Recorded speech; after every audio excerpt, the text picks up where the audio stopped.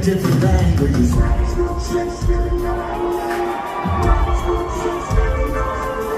Thank you guys for following me on this journey.